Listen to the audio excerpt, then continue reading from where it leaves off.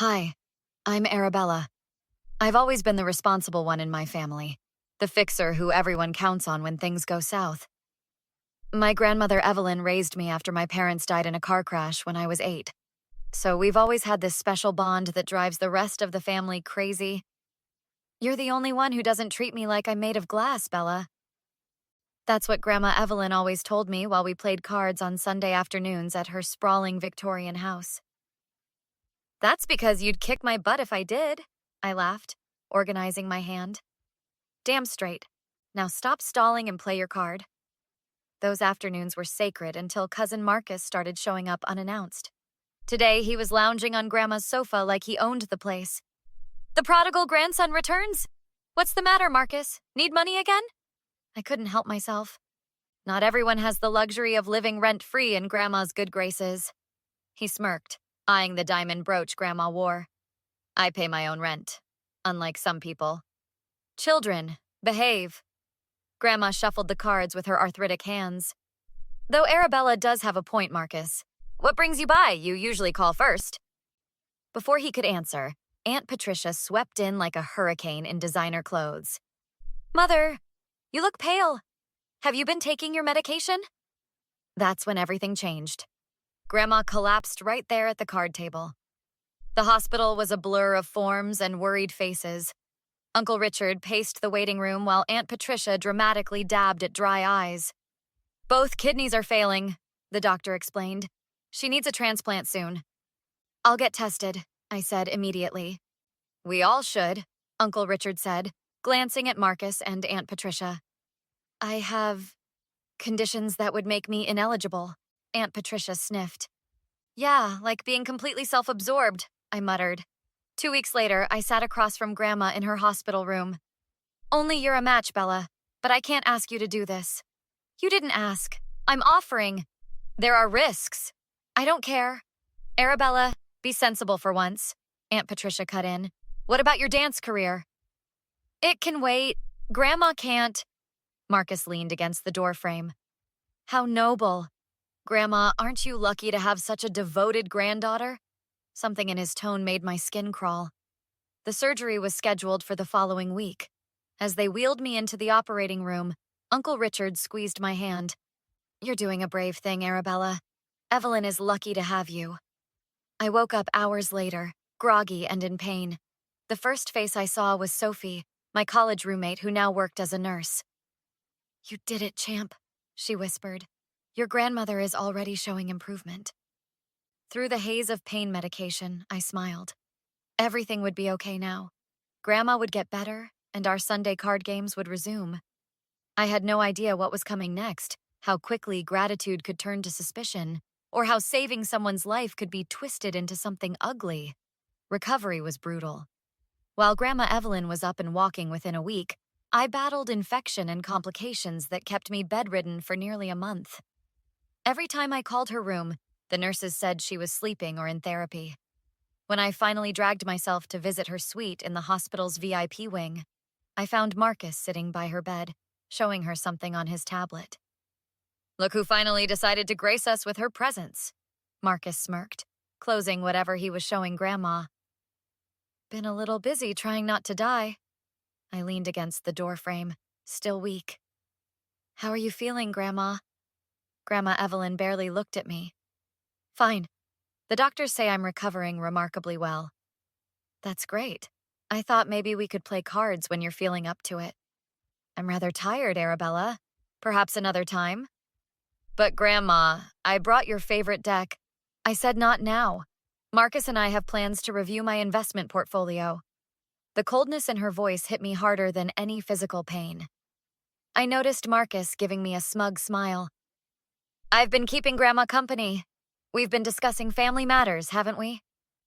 Yes, Marcus has been so attentive, unlike some people who've been absent. I was in the ICU, Grandma. I had complications from the surgery. Always with the excuses. Marcus says you're just milking it for sympathy. Milking it? I have an 8-inch scar and can barely walk. Drama, just like your mother. Grandma waved dismissively. I couldn't believe what I was hearing. 2 months ago, this woman had held my hand and cried with gratitude. Now she wouldn't even look me in the eye. 3 weeks later, Grandma was released to her home. I stopped by with soup and found Aunt Patricia and Marcus huddled with a gray-haired man in an expensive suit at the dining room table. Papers scattered everywhere. Oh, Arabella, what a surprise. Aunt Patricia didn't sound pleased. Mother is resting. Doctor's orders. No visitors. Funny how those orders only apply to me. I set the soup down. Who's this? James Harrington, your grandmother's attorney. The man extended his hand. We're just updating some paperwork. What kind of paperwork requires the family vultures to circle? Watch your mouth, Aunt Patricia hissed. I glimpsed the words, last will and testament, before Marcus snatched the papers away. Nothing that concerns you, he sneered. Everything about Grandma concerns me. I'm the one who what? Gave up a kidney? Planning to hold that over her head forever? Real selfless of you? That night, I called Uncle Richard. They're changing her will, aren't they? Arabella, I tried to talk sense into her. Marcus and Patricia have been filling her head with nonsense. They're saying you only donated your kidney to secure your inheritance. That's insane. I never even thought about money. I know that, but Evelyn's been different since the surgery. Paranoid, suspicious. 2 days later, we all gathered for Grandma's recovery dinner. I sat across from her, trying to catch her eye, but she focused only on Marcus and the attorney, James. I have an announcement. Grandma tapped her glass. I've made changes to my will. Marcus will be taking over as executor, and I've decided to remove Arabella from the inheritance completely. The table went silent. My fork clattered against my plate. You can't be serious, I finally managed. I won't have someone in my life who only sees me as a meal ticket. A meal ticket? I gave you my kidney? Precisely. A calculated investment, wasn't it? Too bad it won't pay off. Evelyn, Uncle Richard interjected. You're making a terrible mistake. Arabella nearly died helping you. Stay out of this, Richard. My mind is made up. I stumbled out, grabbing my phone to call the one person I trusted. Sophie answered on the first ring. I need help, my voice broke. Something's very wrong with Grandma. Sophie poured me a cup of tea in her apartment while I sobbed out the whole story. This isn't adding up. The Evelyn you described would never act this way, especially not to you. What if it's me? What if I'm just being entitled about the inheritance? Shut that down right now. You gave her a freaking organ. Let me check something. Sophie pulled out her tablet and logged into the hospital system. As your grandmother's nurse, I shouldn't be doing this, but... Her eyes widened as she scrolled through Grandma's medication list. Holy crap. They've got her on Prograf and Cellcept at dosages I've never seen? These anti-rejection meds can cause paranoia and personality changes at high doses? Has she seemed confused? Agitated? Yes. And Marcus is always there whispering in her ear. We need more evidence. Those meds could explain her behavior, but not why she specifically turned on you. I called Uncle Richard the next morning. I need to get into Grandma's house when no one's there. Can you create a distraction? Better. I have a key. Patricia and Marcus are taking Evelyn to a specialist appointment tomorrow. I'll meet you there at 10. Uncle Richard let me into Grandma's study the next day. What exactly are we looking for? Anything that shows Marcus has been manipulating her or stealing from her? We split up. Richard checked the filing cabinets while I booted up Grandma's computer. Her password is still my birthday, I whispered, getting in immediately. I checked her emails first. Nothing unusual. Then I opened her banking app. Richard, look at these transfers.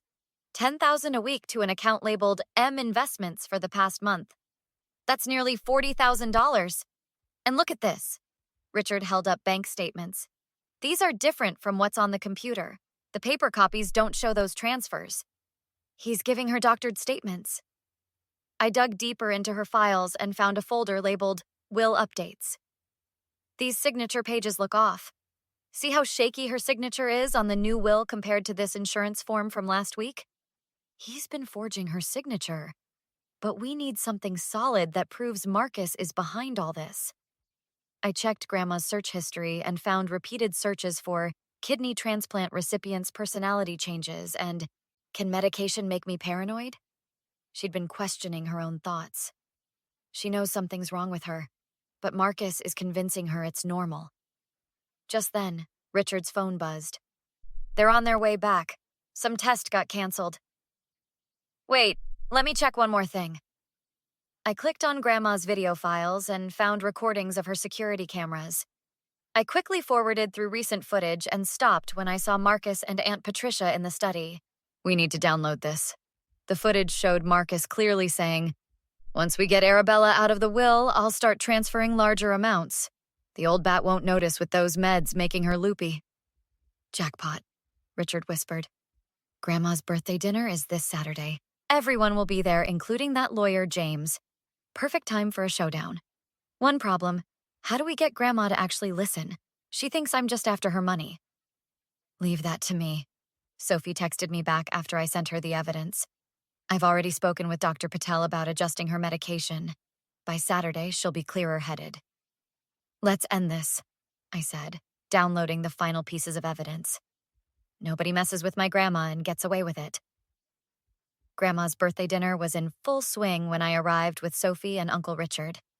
Marcus nearly choked on his champagne when he saw us. What is she doing here? Arabella wasn't invited. It's my grandmother's birthday. I brought gifts. Grandma Evelyn looked different. Clearer eyes, less confused. Sophie's medication adjustment was working.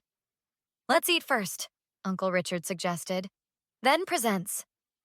Throughout dinner, Marcus kept whispering to Aunt Patricia, who shot daggers at me with her eyes. The family lawyer, James, seemed uncomfortable, constantly loosening his tie. After the cake, Grandma opened her gifts. When my turn came, I handed her a USB drive. What's this supposed to be? The truth. Uncle Richard, would you do the honors? Richard connected the drive to the dining room TV. The security footage began playing, showing Marcus and Patricia discussing how they were manipulating Grandma. Turn that off! Marcus lunged for the remote. Wait! Grandma held up her hand. I want to see this! The room fell silent as Marcus's voice filled the room. The old bat won't notice with those meds making her loopy. Grandma's face hardened. Is this real? There's more. I placed a folder on the table. Bank statements showing Marcus has stolen nearly $40,000. And Sophie brought your medical records showing your medication was at toxic levels. Levels that cause paranoia and personality changes. This is slander, Aunt Patricia shrieked. Is it?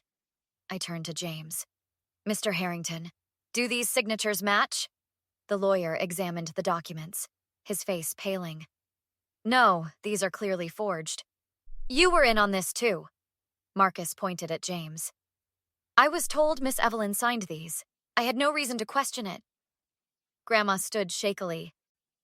Arabella, I don't know what to say. The things I said to you. Save it. I didn't do this for your apology or your money. I did it because nobody gets to take advantage of my grandmother.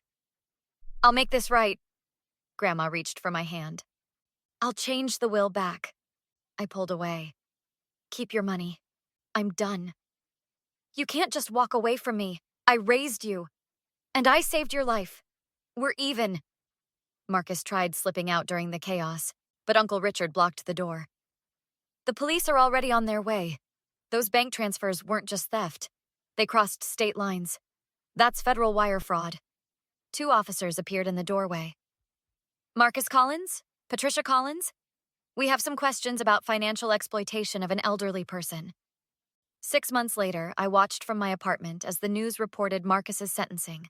5 years for elder abuse and fraud. Aunt Patricia got probation but lost her social standing completely. Uncle Richard now managed Grandma's affairs. He called weekly with updates, always ending with the same question. She asks about you. Will you ever talk to her again? My answer was always the same. Some things can't be fixed. I focused instead on my new foundation, Second Chance Donors, providing support for organ donors facing hardship after surgery. The irony wasn't lost on me that it was funded by anonymous donations from Grandma Evelyn. The kidney I gave her still worked perfectly inside her body. That would have to be enough connection between us. I'd given her a second chance at life, and now I was giving myself one too, without the toxic family who'd shown their true colors when it mattered most. Would you completely cut off a family member who betrayed you during their medical crisis, even after learning they were influenced by medication and manipulation? Or would you find a way to forgive while maintaining boundaries? Share your thoughts in the comments below. Would you have handled things differently than Arabella did? If this story resonated with you, please hit that like button and subscribe for more compelling stories about family dynamics, betrayal, and justice. Your support helps this channel continue bringing these stories to life. What would you do if you were in Arabella's position?